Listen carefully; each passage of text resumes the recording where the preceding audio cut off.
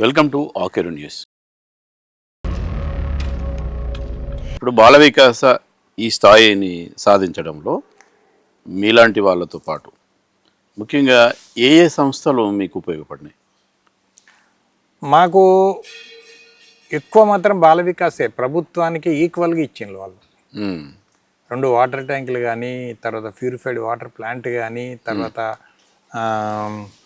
చెరువు పూటిక తీయటం కానీ, పాఠశాలకు ఫర్నిచర్ డెస్కులు గిస్కులు ఇవ్వటం కానీ, అక్కడ ఒక హాల్ కట్టించుకుంటామంటే హాల్కు డబ్బులు ఇవ్వటం కానీ, ఇవన్నీ దాదాపు ఏంటంటే మొన్న సీఎం గారు వచ్చిన తర్వాత ఇచ్చిన నిధులు కొద్దిగా ఎక్కువ ఉంటుండవచ్చు, ప్రభుత్వాలు ఇచ్చినాయి. కానీ అంతకుముందైతే ప్రభుత్వాలకు కంటే ఎక్కువ ఇచ్చినాయి. అది ఒక్కటే కాదు, ఇవ్వటమే కాదు, ఇక్కడ కమిటీలు సక్రమంగా నడుస్తున్నాయా లేదా అనేది నిఘా పెట్టింది కూడా బాల వికాసే. ఏమైనా కొద్దిగా బలహీనత ఏర్పడితే వెంటనే వాళ్ళందరినీ కమిటీల వాళ్ళందరినీ పిలుస్తాడు, ఒకరోజు మీటింగ్ ఇస్తారు. ఇది బాల వికాసకు మళ్ళీ ఒక నూతనమైనటువంటి ఉత్సాహాన్ని నింపి ఒక నూతనమైనటువంటి ఉత్సాహంతో గ్రామాలకు పంపిస్తాడు మళ్ళీ. అట్లా మళ్ళీ అది ఒక సంవత్సర కాలం ఆ ఉత్సాహం పనిచేస్తుంది.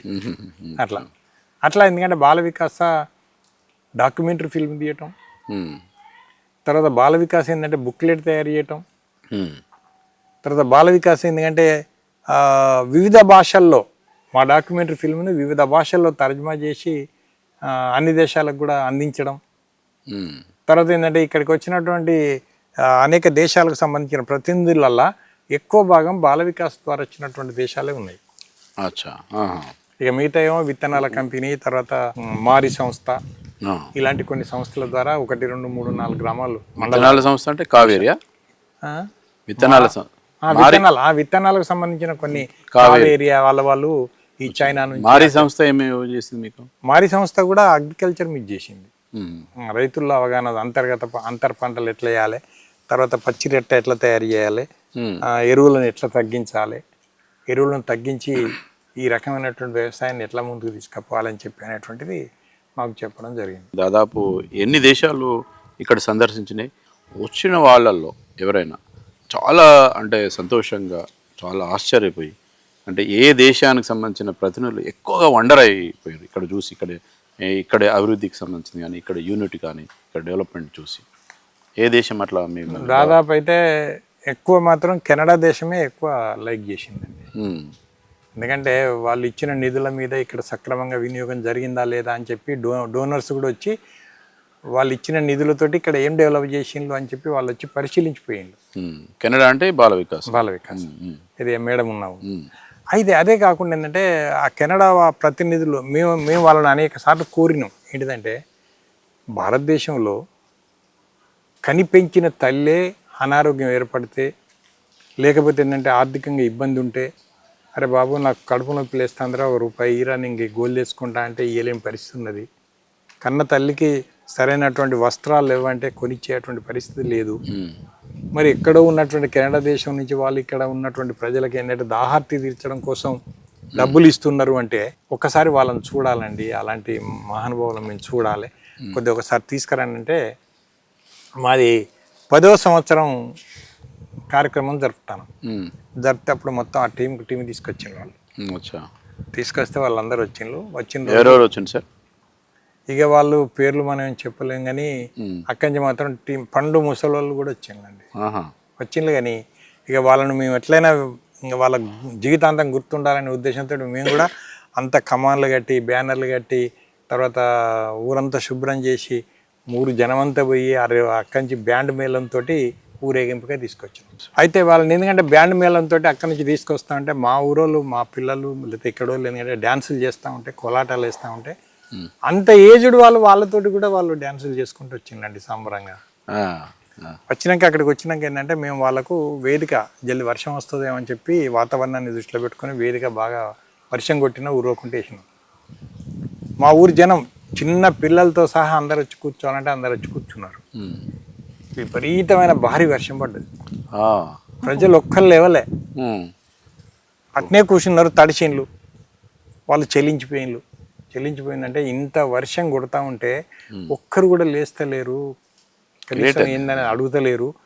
ఏంది అసలు ఇక్కడ ఉన్నటువంటి ప్రత్యేకత ఏంది అని అడిగితే ఆ మేడం చెప్పింది. ఇక్కడ ఏ నాయకుడు బాల తెరిసా గారిని అడిగిండ్రు వాళ్ళ భాషలో. అడిగితే ఇక్కడ ఒక నాయకుడు ఉన్నాడు, ఆ నాయకుడు చెప్పినటువంటి మాటను తూచా తప్పకుండా అమలు చేస్తారు. తుదకు ప్రాణం పోయినా మంచిదే, అట్నే కూర్చుంటారు అని చెప్పానంటే వాళ్ళు చెల్లించి ఏమన్నారంటే, ఇది మాకు మంచిగా అనిపిస్తలేదు, మేము తడవకుండా మాకు ఏర్పాటు అప్పటికి హాల్ లేదు, ఆ ఓపెన్ హాల్ లేదు, మేము మాకు తడవకుండా ఇదంతా ఏర్పాటు చేసినారు, మీరు వర్షంలో అంత ఇబ్బంది పడుతున్నారు, ఇది మంచిగా అనిపిస్తలేదు మాకు, మేము 1,50,000 ఇస్తాం మేము మీ ఇండియన్ కరెన్సీ, మీకు ఏమైనా బాల వికాస్ కూడా సాయం చేస్తే అట్లా కూడా తీసుకోండి, తీసుకునేది ఒక మంచి అందరు కూర్చుండగలిగేటువంటి ఒక మంచి హాల్ కట్టించుకోండి అని చెప్పి ప్రకటించాను. ప్రకటిస్తే వెంబటే వాళ్ళు ఆ బాల వికాస్ వాళ్ళు కూడా ముందుకొచ్చి మేము 1,00,000 రూపాయలు ఇస్తామని వాళ్ళు అన్నారు. తర్వాత మా వాటర్ కమిటీ ముందుకొచ్చి మేము 1,00,000 ఇస్తామన్నారు. బాల వికాస్ వాళ్ళే ముందుకొచ్చి వాళ్ళే వాళ్ళ లేబర్ని పెట్టి వాళ్ళందరిని పెట్టి వాళ్ళే కట్టించి ఇచ్చింది. అంటే చెప్తున్నా, అట్లా ఒక మంచి పని చేసేటప్పుడు లేదా ప్రజలు వచ్చినప్పుడు ఆ రకంగా ఏంటంటే ఆకర్షించి అది చేస్తున్నా అన్నట్టు. మా గ్రామాన్ని సందర్శించడానికి వచ్చినటువంటి టీఎస్ఏఆర్డి అంటే ఇప్పుడు టీఎస్ఏఆర్డి అంటాం, అప్పుడు ఏంటంటే ఏపీ టీఎస్ఎం ఏపీ ఐఆర్డి అని ఉంటాం.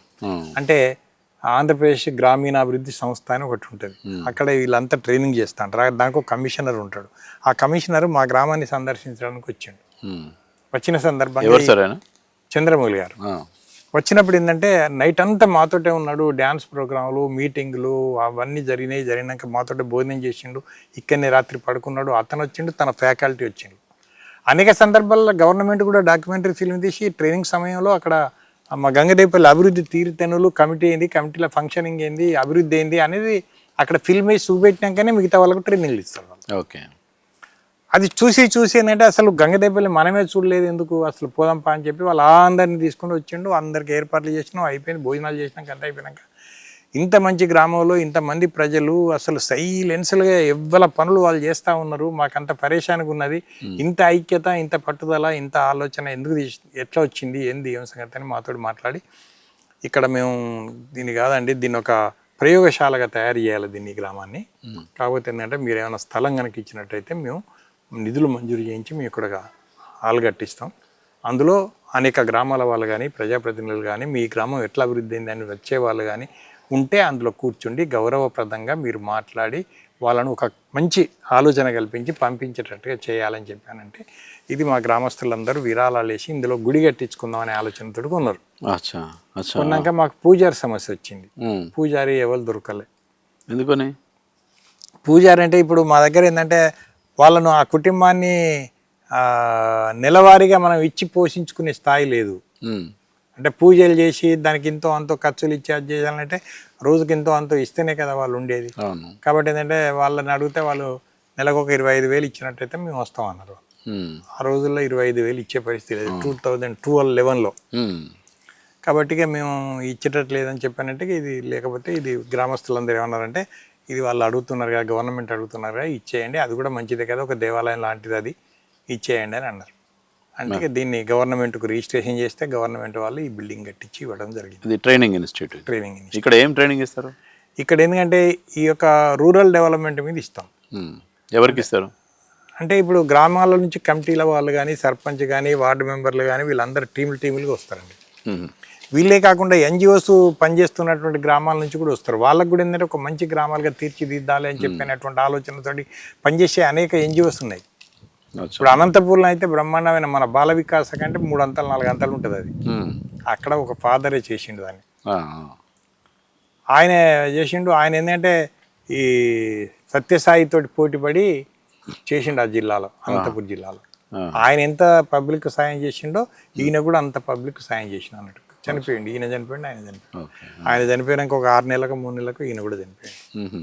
అట్లా అంటే అటువంటి సంస్థలకు సంబంధించిన ఆర్గనైజేషన్లో ఉన్నటువంటి గ్రామాల నుంచి కూడా కమిటీల వాళ్ళని తీసుకొచ్చి ఇక్కడ ఒక రోజు ట్రైనింగ్ ఇచ్చి ఇక్కడనే లంచ్ చేయమని ఇక్కడనే చేసి పోతారు. బస్సులు తీసుకొని వస్తారు వాళ్ళు. ఇప్పుడు తెలియదు మన సీఎం గారు ఎవరు ఉంటారు? ఫ్యాకల్టీ మేమే. మా కమిటీల వాళ్ళని పిలిపోయినా కమిటీ వాళ్ళు కమిటీ వాళ్ళు వస్తేనేమో వాళ్ళు రిసోర్స్ పర్సన్ ఫీజు తీసుకుంటారు వాళ్ళు. ఎందుకంటే వ్యవసాయ పనులు చేసుకుంటారు కదా, వాళ్ళు రిసోర్స్ పర్సన్ ఫీజు నేను తీసుకోను. నా గవర్నమెంటే ఆనర్వర్యం ఇస్తుంది కాబట్టి నేను తీసుకోను. నాకు ఎందుకంటే గౌరవ వృత్తి ఇస్తారు వాళ్ళు. కాబట్టి మేము తీసుకోము. కాకపోతే వాళ్ళని పిలిపియమంటే ఈ కమిటీలను పిలిపియని వాళ్ళే చెప్తారు. ఆ కమిటీలను పిలిపిస్తాం. వాటర్ కమిటీ పిలిపియమంటారు, లేదా మహిళా కమిటీలను పిలిపియాలి, లేదా వితంతువుల కమిటీని పిలిపియమంటారు. అట్లా వాళ్ళని పిలిపిస్తాం. ఓకే. అయితే సార్ ఇప్పుడు మీరు ఒక దేవాలయం కట్టుకోవాలి అని అనుకున్న స్థలాన్ని ట్రైనింగ్ ఇన్స్టిట్యూట్గా ఇచ్చేసిండ్రు. అక్కడ ట్రైనింగ్ ఇన్స్టిట్యూట్ మంచి అద్భుతంగా కట్టుకున్నారు. మరి దేవాలయం కట్టుకున్నారా? దేవాలయాన్ని కూడా ఇక్కడ గంగదేవమ్మకి ఇక్కడనే ఉండే ఓపెన్గా పట్టుకనే పొలాలల్లా. అంటే ఒక అంటే ఆ అప్పుడు ఆ దేవుడు అంటే ఆ దేవత పేరుతోనే ఈ ఊరు అట్లా వచ్చింది, ఊరికి ఆ పేరు వచ్చింది. అయితే ఆ గంగదేవమ్మ ఇక్కడ ఓపెన్గా పట్టుకనే ఉంది కదా, పొలంలో ఇంతంత గడ్డి ఊరికే గడ్డి ఉంటుంది దాన్ని. అప్పుడు ఎందుకంటే మా బొడ్రాయిని మేము కొత్తగా స్థాపించుకునేటప్పుడు ఎందుకంటే ఆ గంగదేవమ్మను కూడా మనం అక్కడ తీసుకెళ్ళి చేయాలని చెప్పని ఒక రూపం అంటే ఒక ప్రతిమని అంటాం కదా తయారు చేయించి తీసుకొచ్చినాం. ఇక్కడ ముక్కి మా పెద్దలు పూజించినటువంటి దీన్ని తీసుకుపోయి కూడా పక్కకు పెట్టినాం. దాన్ని కూడా ఆ ప్రతిమని తీసుకొచ్చి కూడా పక్కకు పెట్టి గుడి నిర్మాణం స్లాబ్కి అంతా అయిపోయింది. కింద కూడా స్లాబ్ వేసినాం, మీద స్లాబ్ వేసినాం. కాకపోతే చుట్టూగా గోడలు పెట్టడానికి నిధులు అయిపోయినాయి. ఆ గుడి ఏంటంటే కొద్దిగా మధ్యలోనే ఆగిపోయింది. సరే దానికి దాతలు ఎవరైనా దొరికితే కట్టించాలనేది, అది కూడా మా ఆధ్వర్యంలో జరుగుతుందో ఏమో అని మేము ఆశిస్తున్నాం. Okay okay. అట్లా కూడా అప్పుడు దాతలు ముందుకు వచ్చిండ్రు, చెయ్యాలనే ఆలోచన చుట్టున్నాం. ఆ గంగాదేవమ్మ పేరుతోటి అక్కడ ఊరి చివరకు మాకు చిన్న కుంట ఉంటుంది. ఇప్పుడు మీరు చూసిండ్రు కదా, ఆ కుంట ఎంట్రెన్స్లోనే పక్కకు ఒక దాత స్థలం ఇస్తే ఆ స్థలంలో కట్టించాం అన్నట్టు. ఓకే. సరే ఇప్పుడు మా వాటర్ కమిటీ ఇది ఒక్క స్థలమే కాదు, ఇదే కాదు, వేరే దగ్గర కూడా అప్పుడు ఆంధ్ర బ్యాంక్ చైర్మన్ రామకృష్ణన్ గారు వచ్చారు గ్రామాన్ని సందర్శించడం కోసం. వస్తే అప్పుడు కూడా ఎందుకంటే ఆయన వచ్చి సందర్శించి ఇక్కడ అభివృద్ధి ఇవన్నీ తెలుసుకున్న తర్వాత అరే ఇంత అభివృద్ధి అయింది కదా, ఇంకా ఏంది ఇక్కడ ఏమున్నది, ఇంకేం కావాలని మేమేం చేయగలుగుతామని అడిగాడు. అడిగితే మాది వ్యవసాయ గ్రామం అండి, ఇక్కడ వెటర్నరీ హాస్పిటల్ లేదంటే మరి బిల్డింగ్కి ఎంత అవుతుంది అన్నాడు. 5 లక్షలు అవుతాయి అన్నాడు. 5 లక్షలు వెంటనే బ్రాంచ్ మేనేజర్కి చెప్పిండు, 5 లక్షలు ఇచ్చేయండి, ఇక్కడ మీ మానిటరింగ్ కింద ఇక్కడ బిల్డింగ్ కట్టించలే అని చెప్పాను అన్నాడు. ఇచ్చింది, కట్టించాను. ఆ స్థలం హాస్పిటల్ కట్టించడానికి స్థలం లేదంటే ఆ స్థలం ఎందుకంటే నేను నా సొంత స్థలం ఇస్తే ఏదో ఇప్పుడు మేము ఫ్రీగా తీసుకున్నట్టు ఉండొద్దు అని చెప్పి వాటర్ కమిటీ వాళ్ళు ఓ 10,000 గుంటకు 10,000 చొప్పున 15 గుంటలు కొనిపెట్టిండ్రు. రేపు భవిష్యత్తులో ఎవరు ఇచ్చినా ఇక్కడ కట్టుకోవచ్చు అని చెప్పి. ఇప్పుడు అది ఏంటంటే ఒక గుంటకు ఇప్పుడు దాదాపు 10 లక్షల రూపాయల విలువ ఉన్నది. ఇప్పుడు ఇది కూడా అంతే. అప్పుడు కొన్నది మేము 70,000కే కొన్నాం, ఇది మొత్తం 76,000కే కొన్నాం. కానీ ఇప్పుడు 76 లక్షలైనా రాదు ఇది. అంటే అంత విలువ అయింది అన్నట్టు, పెరిగింది.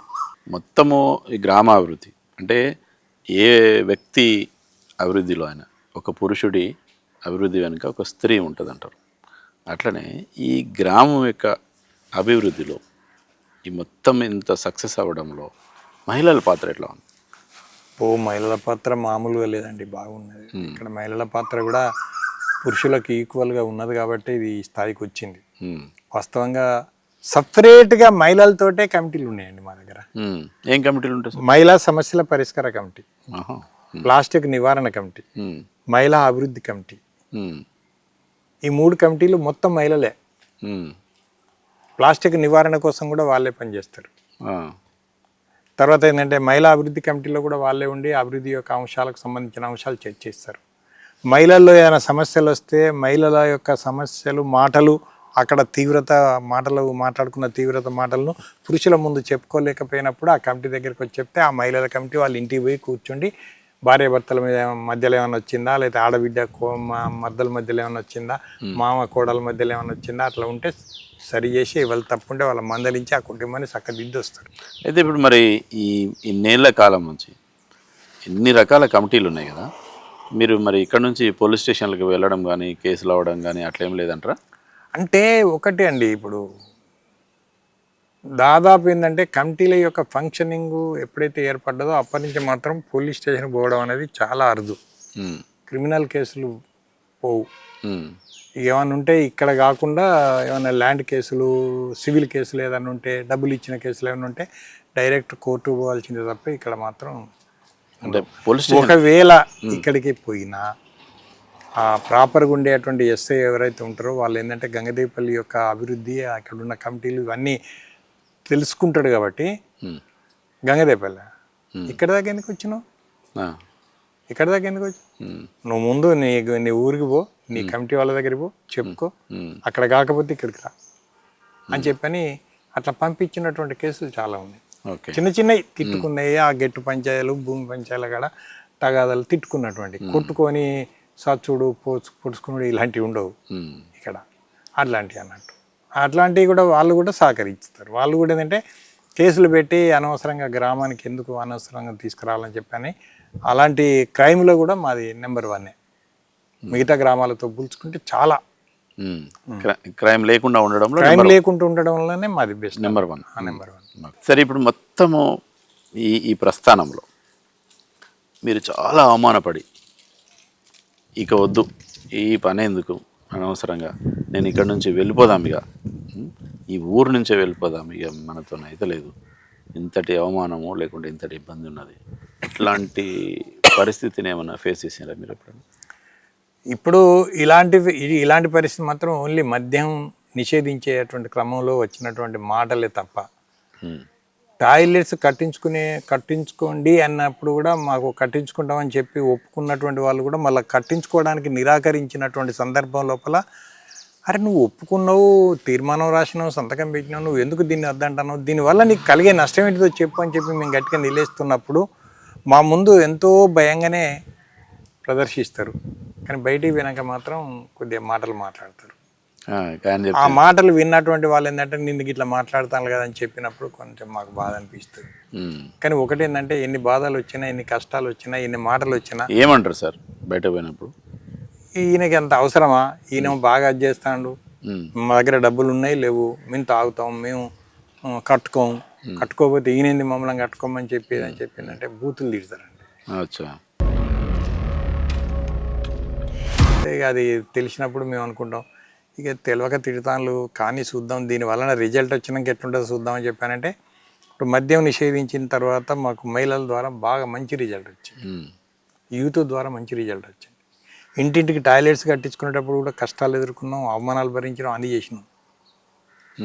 కానీ అవి కట్టిన తర్వాత కొద్ది ఏజ్ పడ్డ తర్వాత అయ్యా ఇవాళ అది లేకపోతే మా అవస్థలు, మా కష్టాలు, మా ఇబ్బందులు ఎట్లుండునో ఏమో, ఆ రోజు మేము ఎందుకు అని చెప్పి అన్నం మాట వాస్తవం అర్థం కాక, కానీ ఈరోజు మాత్రం వర్షం కొట్టినా ఏదైనా ఏది చేసినా అది ఏందండి, అది లేకపోతే మహిళలు ఎంత అవస్థలండి. గ్రామీణ ప్రాంతాలలో మనిషి కనపడని సమయంలో వాళ్ళు బయటికి వెళ్ళాలి, చీకటి వేరలో 4 గంటలకు 5 గంటలకు, అది చాలా ఇబ్బందికరమైన. ఒకవేళ పొద్దంతా కనుక వాళ్ళకు తిండిలో మార్పు వచ్చి కనుక ఏమైనా చేంజింగ్ వచ్చి కనుక వాళ్ళు వెళ్ళవలసిన అవసరం ఏర్పడితే ఎప్పుడు పొద్దుగుతుందో నాయన తలలు పట్టుకొని కూర్చోవాలి.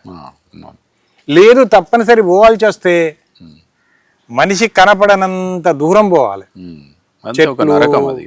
చెట్లు మరుగు అదంతా ఉన్న అక్కడికి వెళ్ళిన తర్వాత కూడా వాళ్ళ అవసరాలు తీర్చుకున్నది సేపు చుట్టూ ప్రదేశం అంతా ఇట్లా చాలా జాగ్రత్తగా పరిశీలించుకుంటే వాళ్ళ అవసరాలు తీర్చుకోవాలి. ఏంటంటే వాళ్ళు ఏం చేసిండ్రు, ఏం నేరం చేసిండ్రు వాళ్ళు, మన కుటుంబ సంపాదనలో సగం సంపాదన పరులు వాళ్ళు. పురుషుని కంటే ఎక్కువ శ్రమ చేస్తారు, ఇంటి పని చేస్తారు, వంట పని చేస్తారు, అన్నీ చేస్తారు, మళ్ళీ మనతో సమానంగా పనికి వస్తారు. వాళ్ళ ఆత్మగౌరవాన్ని కాపాడడానికి కనీసం ఇంటి ఆవరణలో ఉన్న అవకాశాన్ని ఉపయోగించుకొని ఒక దొడ్డి కట్టిస్తే ఏ రాత్రి కానీ ఏ పగలు కానీ వాళ్ళ అవసరాలు మాన పురుక్కు తెలియకుండా వాళ్ళు గౌరవంగా వాళ్ళ అవసరాలు తీర్చుకోవడానికి ఉంటుంది కదా. దీన్ని మేము ఎందుకంటే ప్రజల్లో బాగా అర్థం చేయించి అట్లా మోటివేట్ చేయించడం అనేది జరిగింది. మా దగ్గర ఏంది కదంటే ప్రతి సంవత్సరం నవంబర్ రాగానే ఇంటి పన్నులు ఖచ్చితంగా చెల్లిస్తారు 100%. దాంతో కూడా మాకు అవార్డు వచ్చిన సందర్భాలు ఉన్నాయి. ఇట్లా మీకు అనేక విషయాలకు సంబంధించిన అనేక అవార్డులు రివార్డులు ఉన్నాయి కదా, మీరు ఏ ఏ దేశాలకు తిరిగినారు, అక్కడ మీరు పోయిన తర్వాత మిమ్మల్ని ఇన్ఫ్లుయెన్స్ చేసి అంటే ఆ దేశంలో అరే ఇట్లా మా ఊళ్ళో ఏదైనా చేద్దాం, ఇట్లా ఇది ఇంప్లిమెంట్ చేస్తే బాగుంటుందేమో అని అనుకున్న సందర్భాలు ఉన్నాయా? టాయిలెట్స్ గురించి తాగునీటి గురించి అనుకున్నారు, మాతో చర్చ జరిపిన ఆ లోకల్ మీడియాతో కూడా సమావేశాలు పెట్టిండ్రు వాళ్ళు. ఏ దేశాల వాళ్ళు ఎక్కడ? అది ఫ్రాన్స్లో జరిగింది. అది ఫ్రాన్స్లో ప్రపంచ వాటర్ వరల్డ్ డే జరిగింది. ఆ కార్యక్రమానికి నన్ను పిలిచి మీ గ్రామంలో నీటి పంపిణీ విధానం ఏ రకంగా ఉంది అని చెప్పి నన్ను ఆ అంశం మీద పిలిచిండ్రు. అక్కడ వెళ్ళాక గ్రామాభివృద్ధి గురించి అన్నిటి గురించి మాట్లాడిచ్చింది. అంటే నాకు వెళ్ళేటప్పుడు ఇచ్చినటువంటి అంశం మాత్రం అదొకటే, ముందే పంపిస్తారు నా షెడ్యూల్. అదే విధంగా నేను అనేది అంటే మీరు ఏ ఏ దేశాలు, చాలా దేశాలు తిరిగి, మీరు ఎన్ని దేశాలు తిరిగారు? నాకు 5 దేశాల ఆఫర్ వచ్చినాయి. 5 దేశాలలో అనేక దేశాల ప్రతినిధులతో జరిగినటువంటి సదస్సుల్లో మాట్లాడడానికి నన్ను పిలిచిండ్రు. 5 దేశాలలో 3 దేశాలే వెళ్ళగలిగిన, 2 దేశాలు మిస్ అయినాయి. నాకు వీసా దొరికేసరికి అక్కడ మీటింగ్ టైం అయిపోయింది. ఈ రాష్ట్రాలు, మిగతా రాష్ట్రాలు, మన దేశంలో రాష్ట్రాల్లో చాలా తిరిగినాం, రాష్ట్రాలు చాలా తిరిగినాం. అక్కడ మిమ్మల్ని ఇన్ఫ్లుయెన్స్ చేసింది అంటే మీరు అరే ఇది చాలా అద్భుతంగా ఉంది, అరే మీ ఇక్కడ జరిగే పనిని మా ఊర్లో ఇంప్లిమెంట్ చేద్దామనేది ఉందా? ఉన్నాయి, ఏమున్నది? చాలా ఉన్నాయి. పారిశుద్ధ్యంలో మేము మా గ్రామాన్ని మేమే కేటాయించుకొని, స్థలాలు కేటాయించుకొని శుభ్రం చేసుకుని, ఇది బాగుంది, ఇది ఇటువంటివి చేసుకుంటే మనం మన గ్రామాన్ని, మన ప్రజలను, మన ఇండ్ల చుట్టూ మన అవన్నీ కూడా శుభ్రం చేసుకుంటే కొన్ని జబ్బులు రాకుండా ఏమున్నదండి, ఒక దోమకాడతోటి విపరీతమైన జబ్బులు వస్తూ ఉండే. అలాంటి దోమలు ఉత్పత్తి లేకుండా నివారించడానికి ఎవరికి వాళ్ళమే మనం పూనుకుంటే మన ఊళ్ళో దాని ఉత్పత్తిని తగ్గించలేమా, అలాంటి ప్రమాదకరమైన దోమలు లేకుండా నివారించుకోలేమా అని చెప్పినటువంటిది చర్చ. ఓకే, మేము ఇక్కడ చేసుకున్నటువంటి వాటిని చెప్తే అదొకటి, టాయిలెట్స్ గురించి ఒకటి ఎట్లా కట్టించగలిగిండు అంటే ఇదే మొత్తం మెటీరియల్ తీసుకొచ్చి మేము పెట్టినాం కాబట్టి కట్టుకునే వాళ్ళు ముందుకు వచ్చిండ్రు, కట్టుకున్నారు, పెట్టుబడి లేదు. తర్వాత గవర్నమెంట్ నుంచి వచ్చినా తీసుకున్నాం, ఆ డబ్బులు సరిపోలేదు, ఇంకో 200 అయినాయి రే బాబు అంటే ఇచ్చేది సంతోషంగా. లేదు వాళ్ళు శ్రమ చేసుకున్నారు, వాళ్ళు మేస్త్రీలకు గోయిల్ వీళ్ళు అన్ని చేసిండ్రు, బాబు ఇక నువ్వు ఇచ్చిన నీకు వచ్చిన 2000 ఇక 300 మిగిలినాయి కాబట్టి అంటే తీసుకునేవాళ్ళు. ఓకే.